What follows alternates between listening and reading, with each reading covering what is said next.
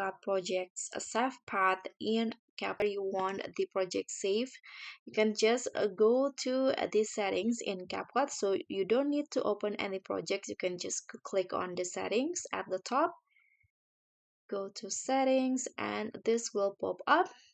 And this is on the draft. This is the save to option. So this is my current save path, and if you want to change it, you can just click on this folder icon, then find the new folder that you want to uh, save your projects into. So for example, I'm going to change it into these pictures. For example, click on select folder.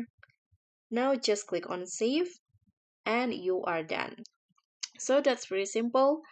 Thank you so much for watching. I hope this video will be helpful. So don't forget to click on a thanks, click on the like, and leave a comment if you have any questions. I'll see you all on the next tutorial. Thank you.